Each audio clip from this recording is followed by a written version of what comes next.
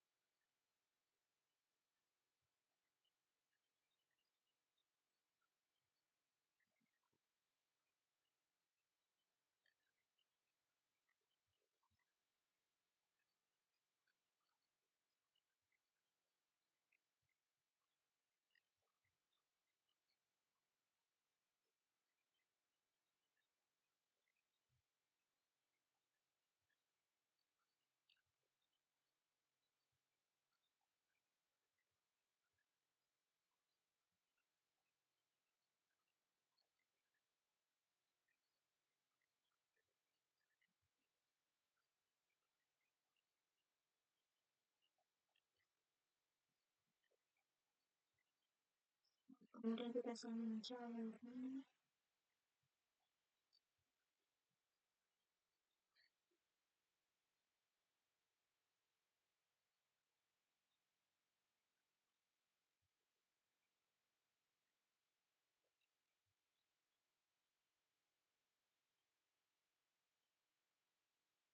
Nah, di sini kode ini dia itu mengimpor modul untuk membaca gambar, kemudian membaca file gambar, di mana di sini citra asal daerah .jpg JPEG dari datanya kita, kemudian menampilkan dimensi gambar. Dimensi gambar di sini yang tampil 892, itu image, dan 1601 dan 3 untuk dimensi gambarnya. Nah, lanjut ke yang berikutnya. Kita di sini akan print isi pixel dari gambar.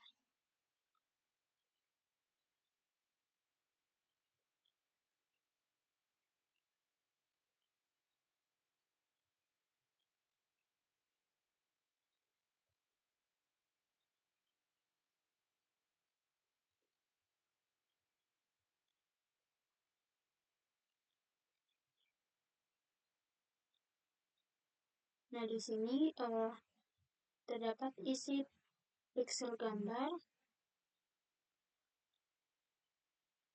Kemudian selanjutnya kita akan import demikian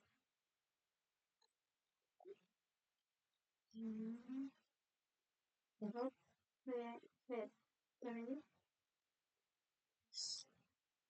yang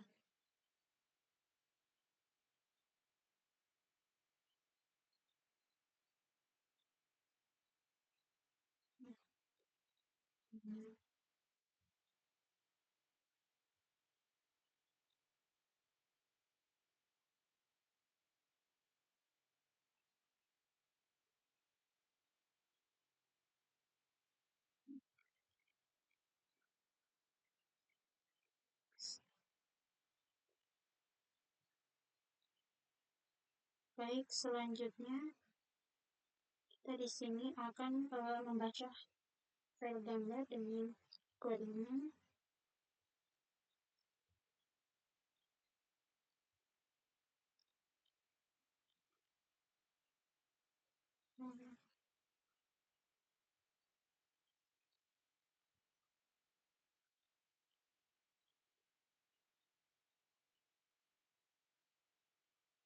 Dan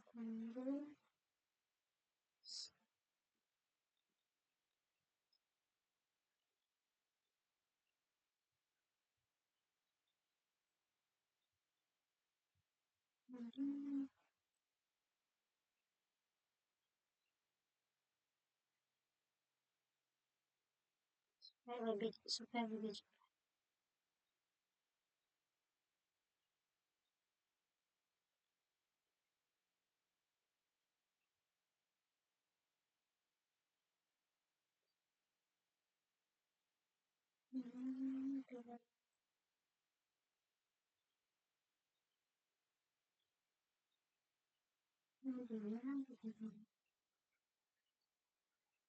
Nah, tujuan codingan ini dia untuk membaca file gambar. Kemudian kita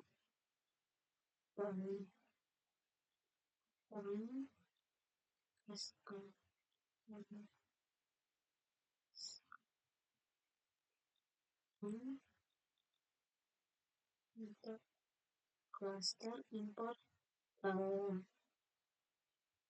kita mengimport library cluster. Kita akan mengimport modul cluster.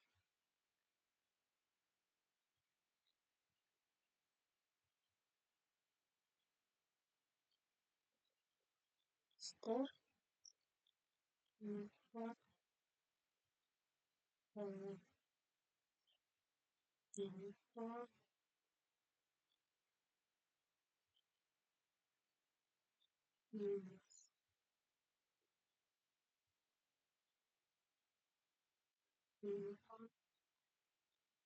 nanti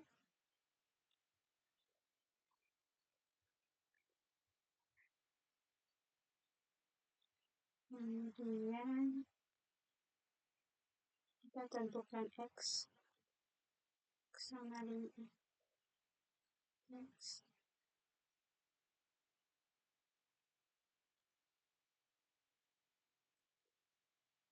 sama dengan image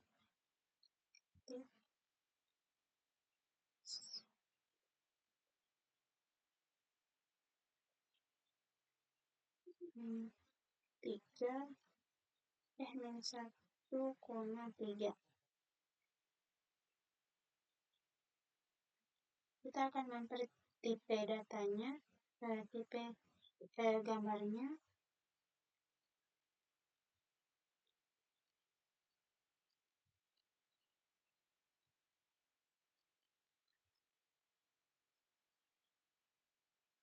Nah, di sini tipe datanya itu nanti ND array.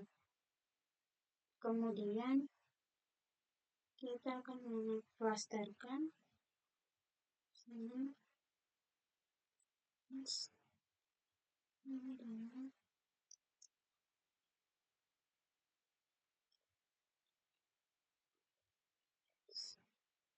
di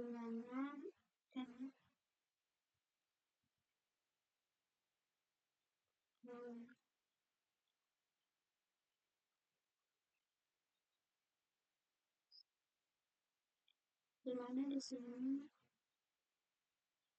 kita mengklaster di 8, kemudian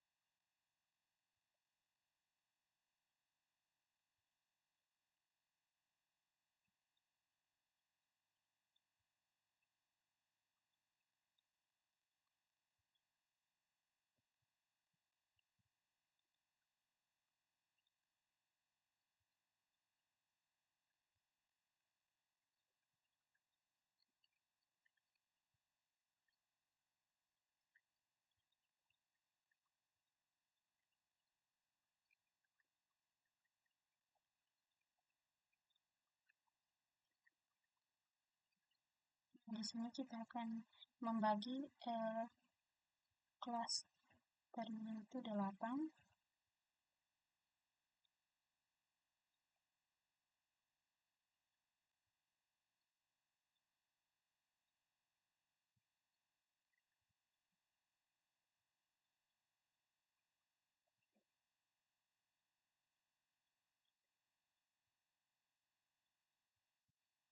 Sini mungkin ada yang salah.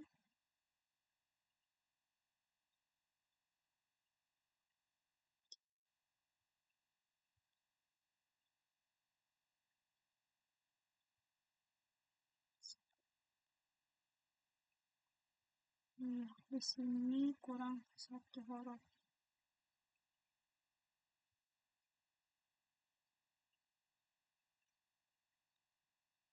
Kemudian kita import modul matplotlib, import matplotlib, import modul kita di sini mengimport modul matplotlib di tab.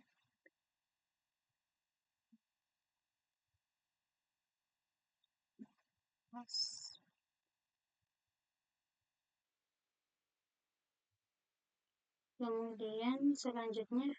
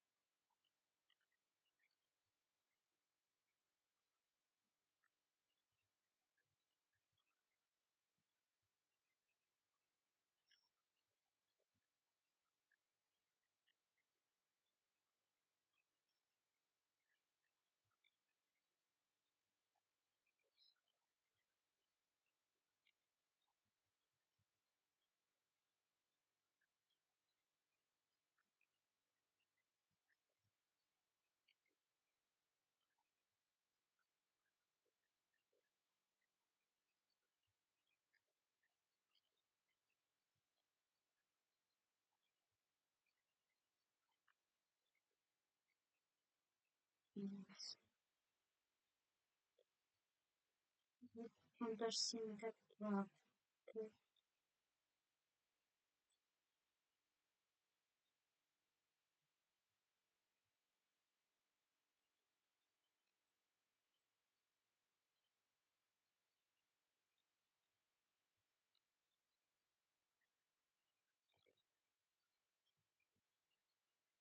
Hmm,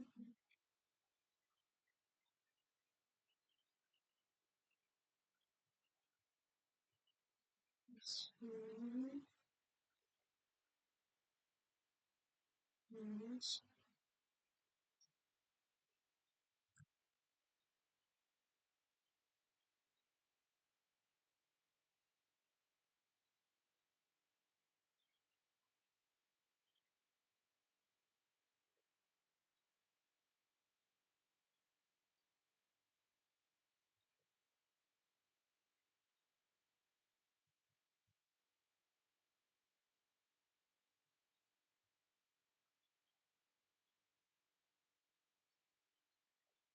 hmm,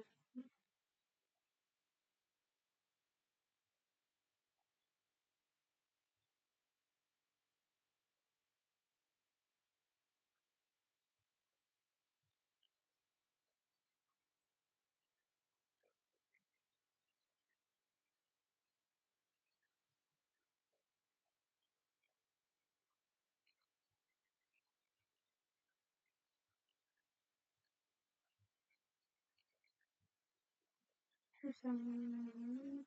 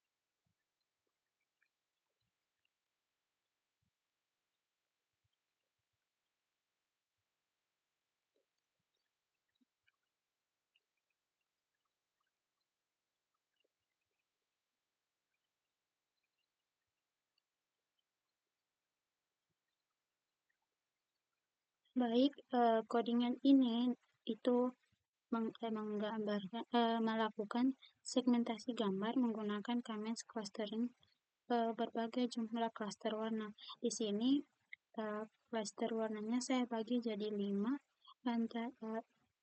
dengan 10 warna, 8 warna, 6 warna, 4 warna, sampai 2 warna.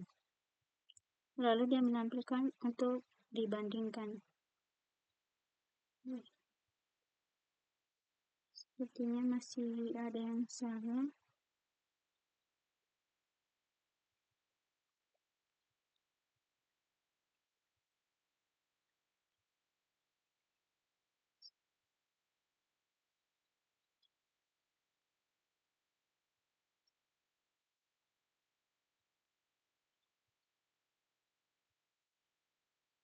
Hmm,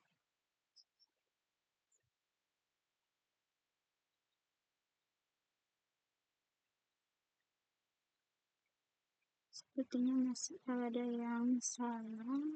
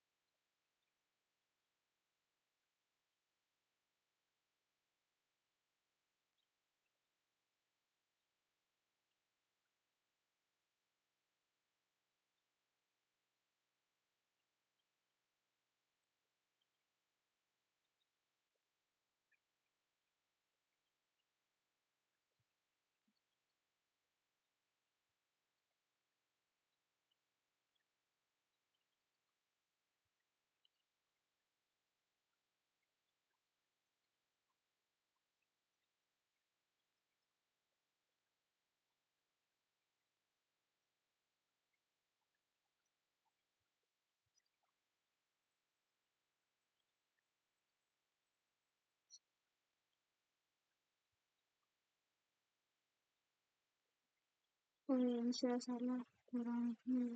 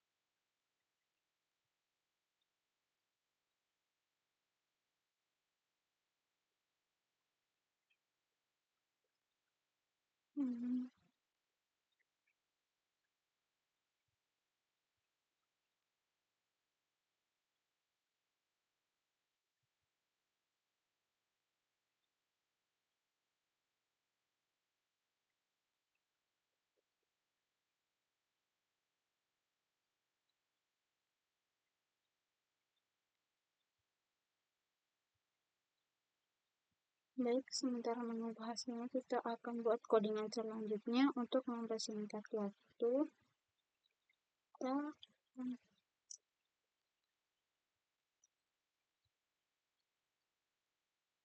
batasi.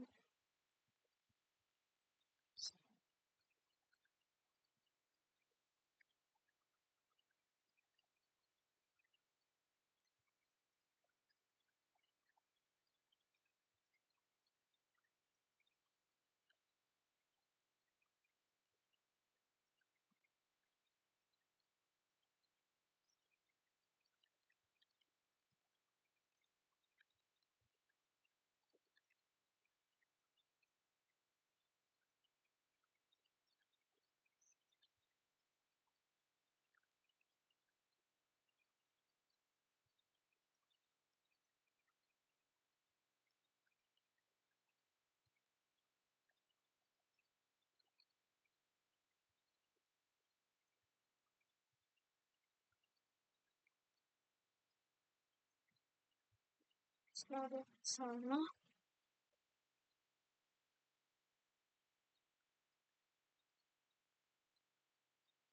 Hmm.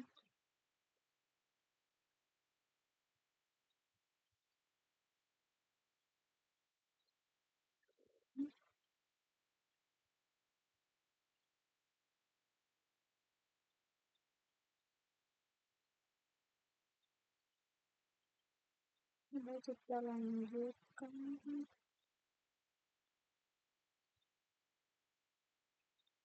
Hmm.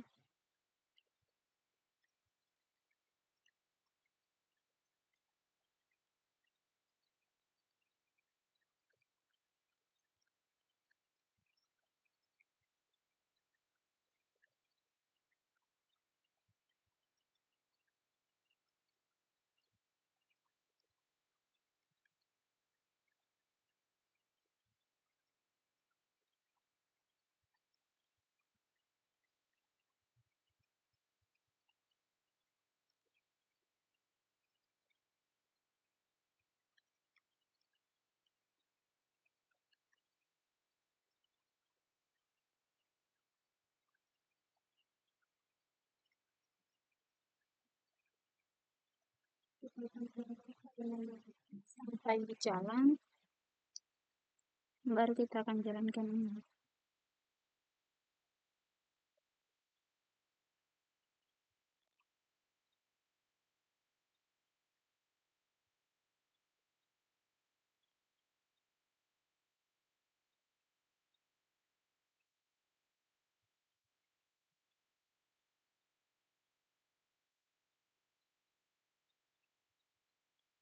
Ulang lagi ya, kurang satu huruf.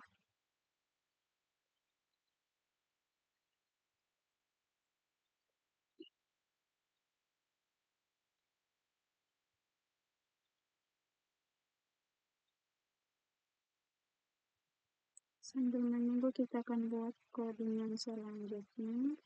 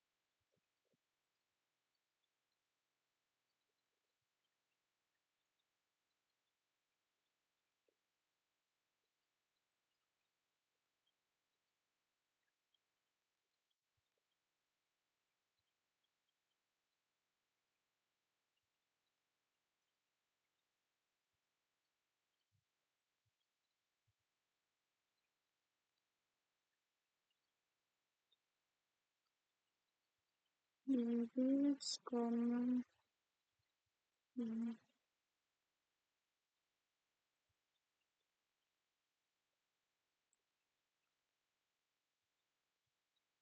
koma, digits.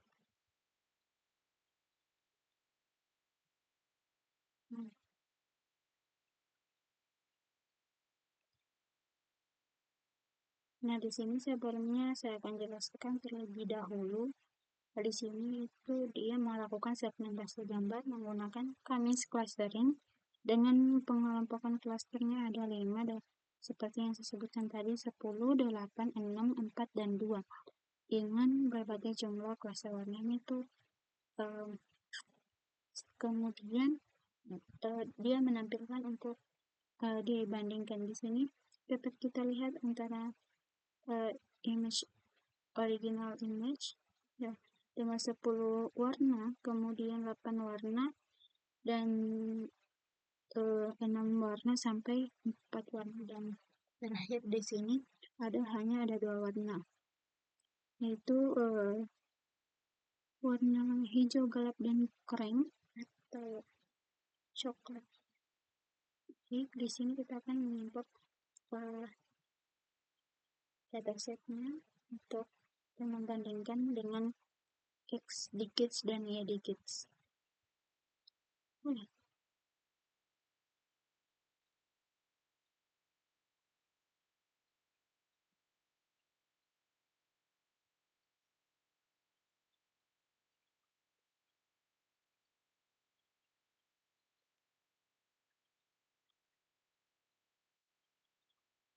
Lebih.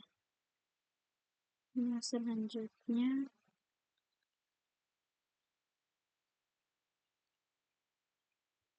kita akan import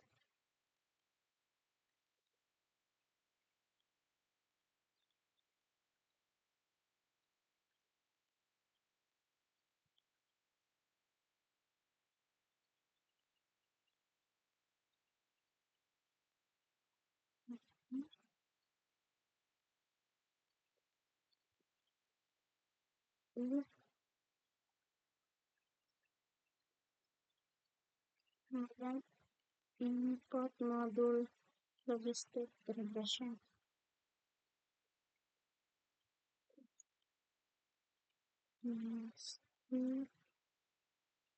Skip regresi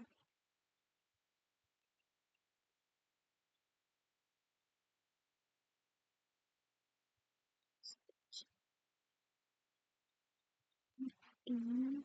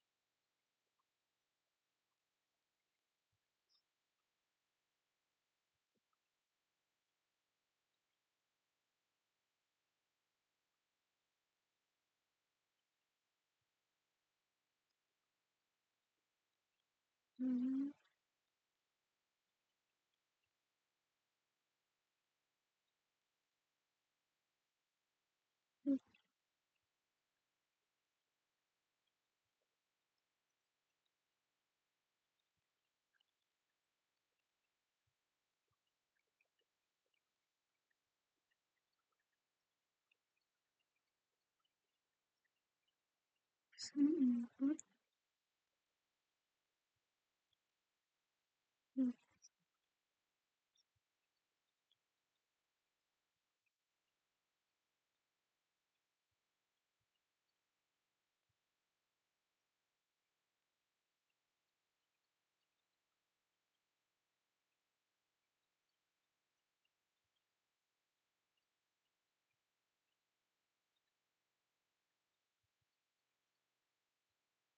ini salah.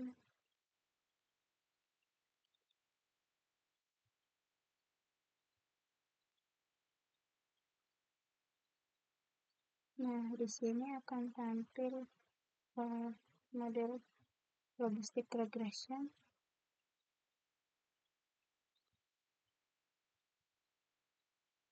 Kemudian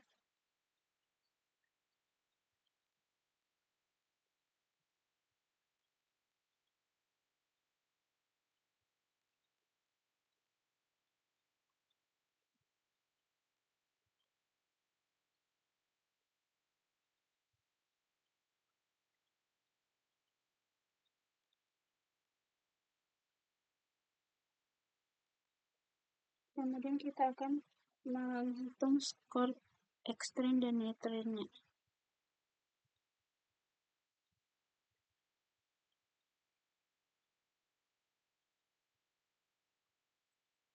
Nah, di sini skornya 1,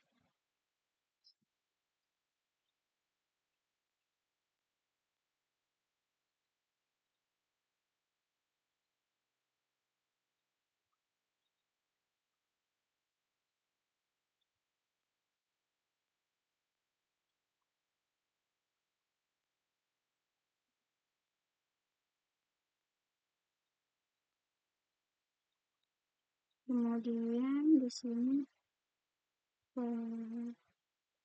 sebelumnya saya lihat dulu codingan yang saya codingan sebelumnya.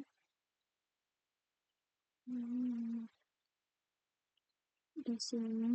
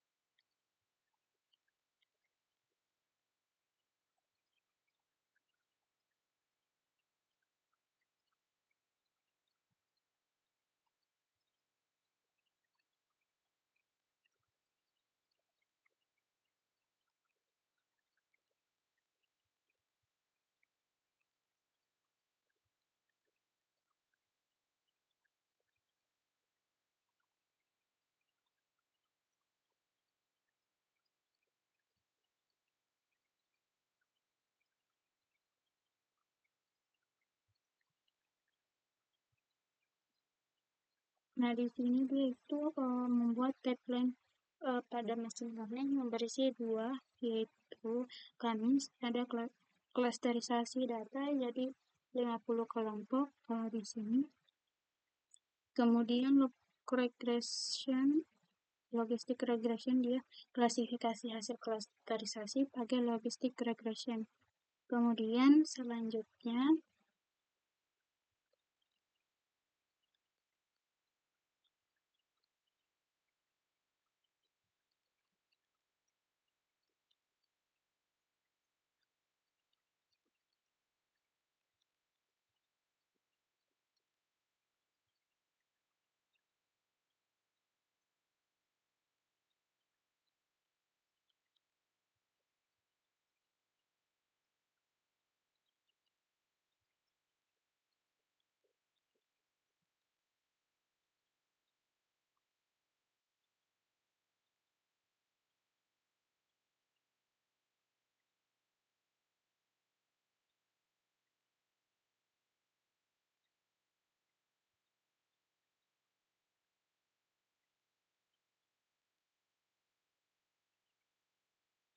Baik, di sini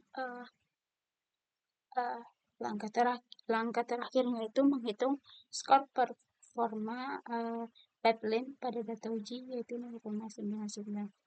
Berarti dari tadi ya, dari menghitung skornya 1 berarti berkurang atau menurun untuk skor performa pipeline-nya pada data ujinya di sini 0,99. Mungkin tugas pertama itu, kemudian tugas kedua yaitu tentang ini, yaitu menjelaskan tentang clustering for semi supervised learning. Nah, di sini kita akan menggunakan clustering untuk supervised learning. Penggunaan lain dari clustering adalah untuk semi supervised learning atau yang biasa dipelajari, yaitu saat kita memiliki banyak data tanpa label, data tanpa label dan hanya sedikit data yang berlabel. Jika akan memilih model logistic regression, ada sampai 50 data berlabel dari data set digit atau angka tulisan. Di sini kita sudah membuat codingannya tadi. Kemudian di sini akurasi modelnya hanya 83%, yang tentunya lebih rendah dibandingkan jika kita melatih model dengan seluruh data pelatihan. Untuk memperbaiki ini kita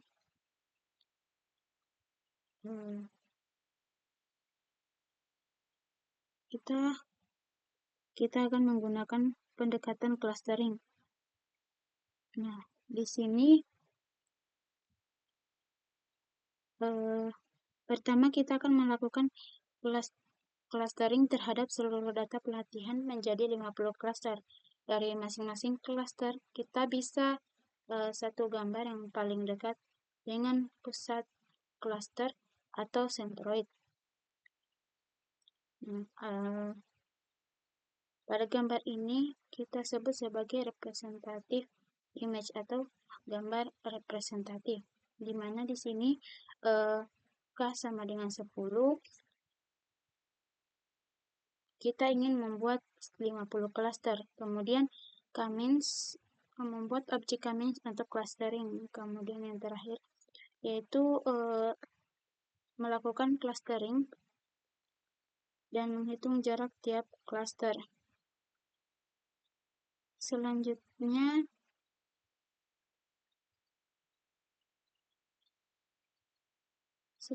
di sini melakukan indeks yang ini, menentukan indeks titik data yang paling dekat dengan setiap pusat clustering atau centroid. Kemudian baris terakhir ini dia menjelaskan gambar-gambar pada data yang mewakili setiap cluster. Nah, di sini dapat kita lihat gambarnya, gambar representative digit image. Kemudian berikutnya memberi label manual. Di sini kita melihat tiap gambar representatif dan memberi label secara manual. Kemudian latih model dengan data representatif.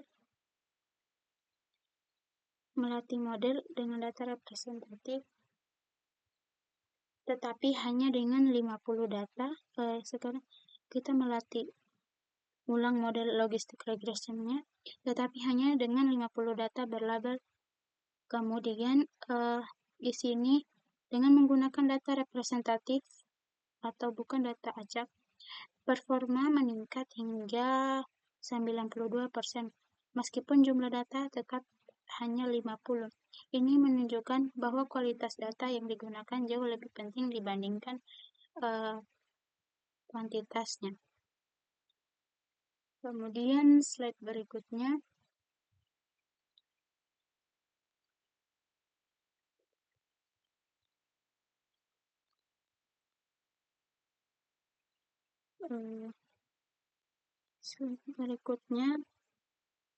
yaitu di sini pertama kita meningkatkan dari akurasi 83% menjadi 92%. Padahal kita hanya melatih model pada 50 instans saja. Karena proses pelabelan manual oleh para ahli sangat mahal dan memakan waktu, maka bagus untuk mencoba menyebarkan label hanya ke instans yang representatif daripada instans acak. Namun, bisakah kita melangkah lebih jauh? Bagaimana kita menyebarkan label ke semua instans dalam satu klaster yang sama? Itu disebut dengan label propagation. Kemudian di sini kita bisa melatih performanya, kita bisa melatih lagi modelnya dan lihatlah performanya di sini hasilnya 0,93. Artinya kita dapat meningkatkan akurasi yang cukup baik, namun tidak terlalu luar biasa atau terlalu bagus. Masalahnya adalah kita akan menyebarkan label instans representatif ke semua instans dalam klaster yang sama, termasuk yang berada jauh dari pusat klaster, yang kemungkinan besar berlabel salah. Dan mari kita coba hanya menyebarkan ke label 20% instan yang paling dekat dengan pusat klaster. Di sini percentile clusternya 20. Nah, di sini hasil melatih model lagi dengan dataset yang dengan label yang hanya disebarkan sebagian, dan hasilnya di sini dengan hanya 50 instans berlabel,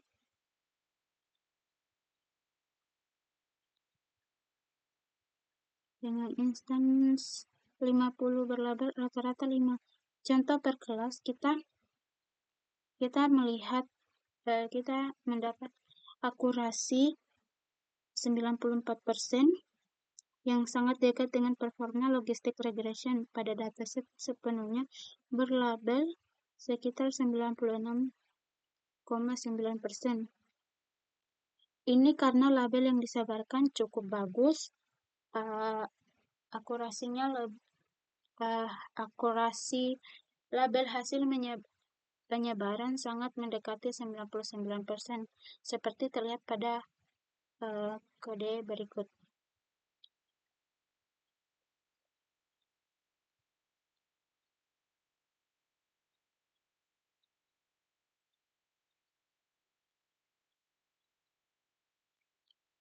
Langsung saja slide berikutnya. Di sini ada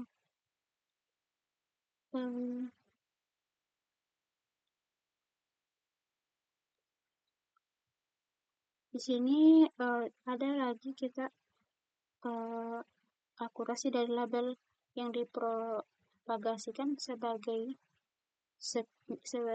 berikut. Dia menghasilkan akurasi 98,9%, yang berarti bahwa label yang ditugaskan otomatis sangat akurat dan bisa diandalkan.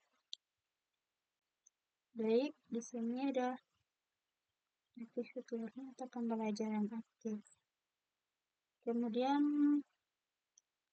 baris selanjutnya di sini ada DBScan, di mana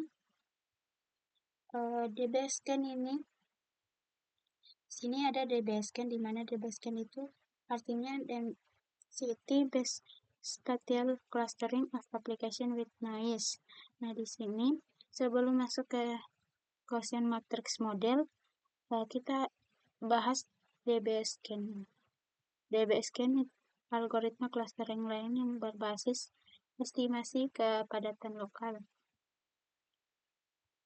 Algoritma ini memungkinkan deteksi klaster dengan bentuk tak beraturan.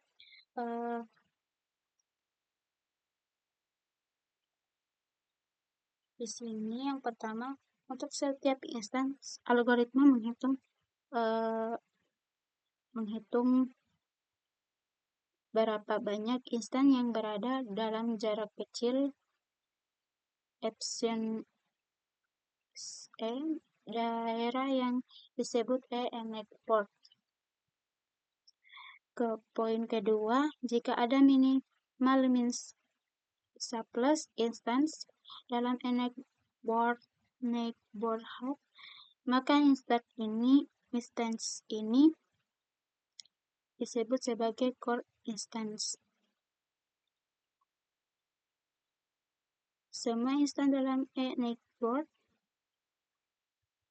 dari core instance dianggap bagian dari cluster yang sama. Kemudian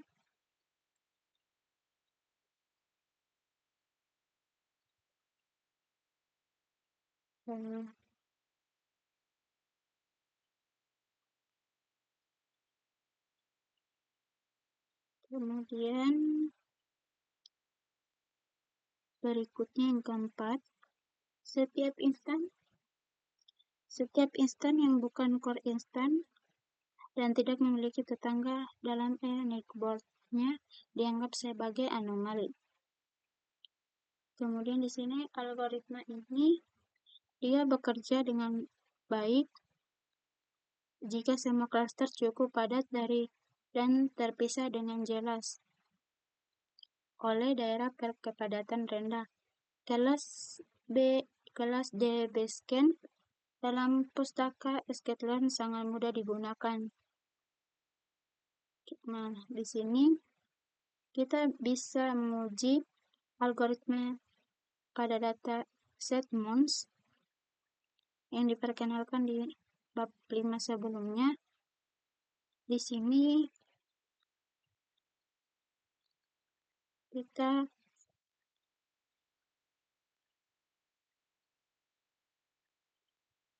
membuat dataset berbentuk seperti 2 bulan sabit yang ditumpang tindih digunakan untuk menguji algoritma.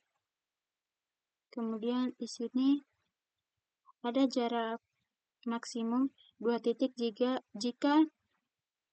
bisa dianggap tetangga, kemudian 5 jumlah minimum tetangga untuk menjadi core point.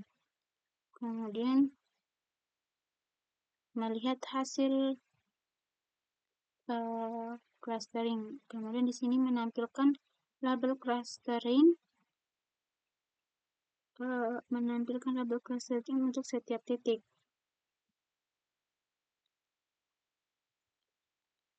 Di mana di sini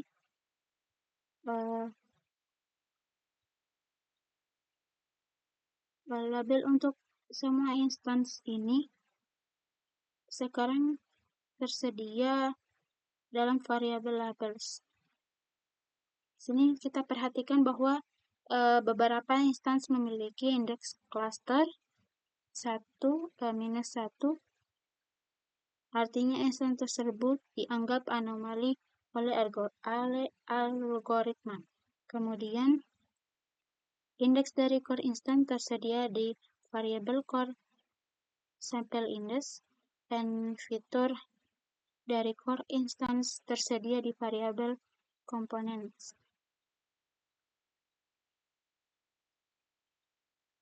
Kemudian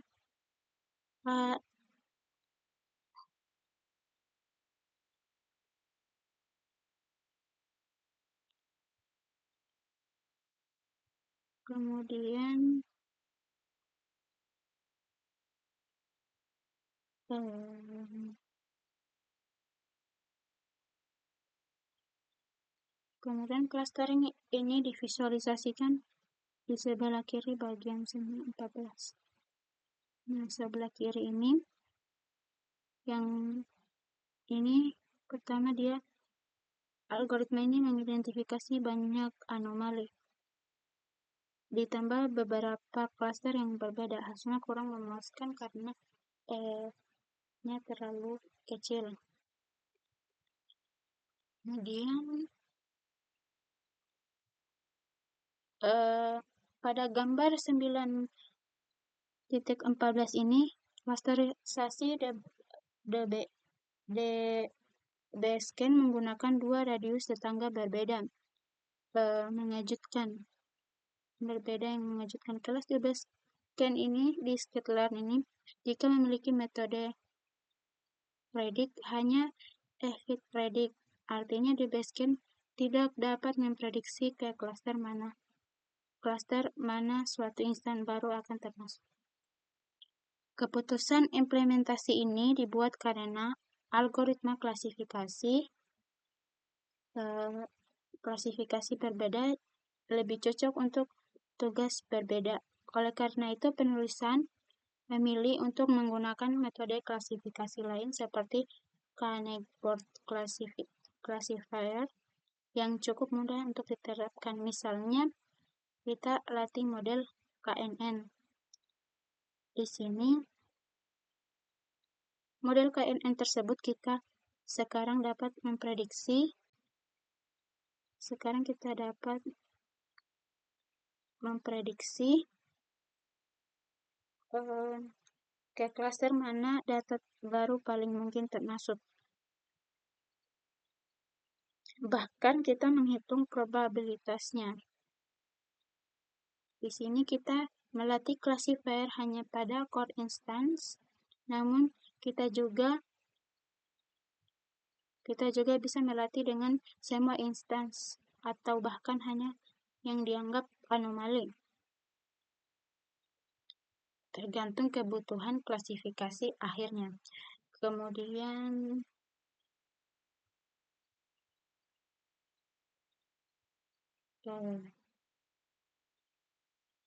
di sini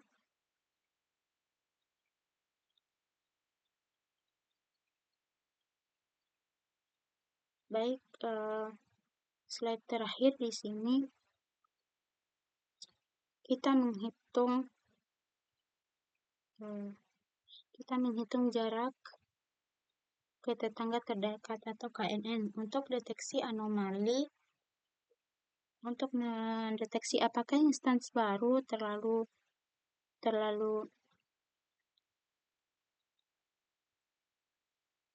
jauh dari klaster dan karenanya bisa dianggap anomali. Di sini kita akan hitung jarak ke tetangga terdekat menggunakan KNN.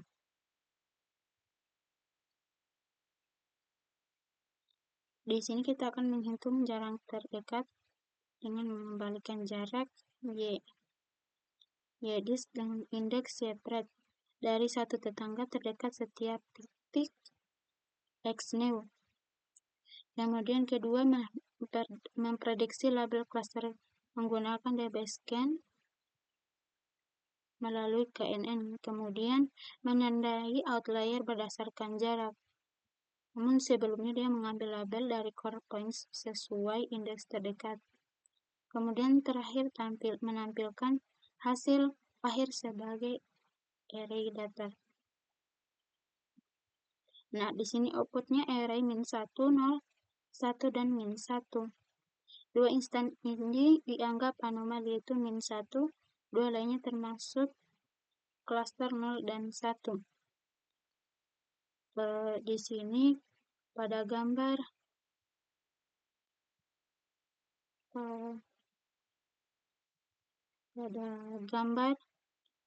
9.15 itu batas keputusan antara dua klaster. Gambar ini menunjukkan titik silang biru itu adalah instan baru, garis batas adalah decision boundary KNN berdasarkan BDSCAN, kemudian yang titik-titik yang hasil prediksi diubah ke -1 atau anomali karena terlalu jauh.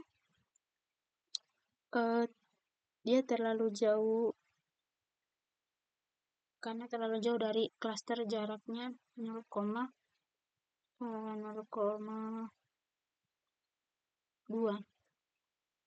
Jadi di sini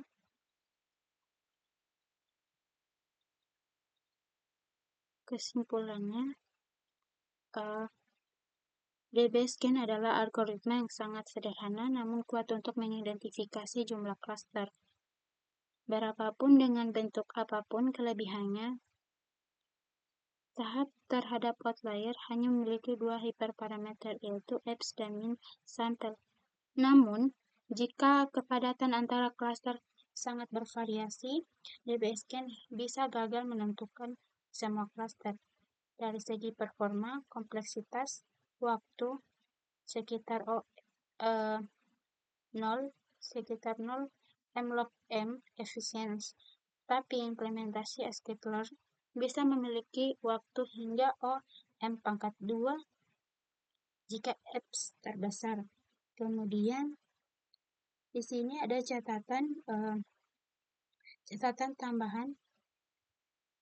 Di sini kamu mungkin juga ingin mencoba hypercycle DB-Scan HDB-Scan yang mengimplementasikan di proyek skitlearn contract. Mungkin itu saja penjelasan tentang semi-supervised learning dan DB-Scan. Kurang dan lebihnya mohon dimaafkan. Saya akhiri dengan ucapan wabillahi taufiq wal hidayah. Wassalamualaikum warahmatullahi wabarakatuh.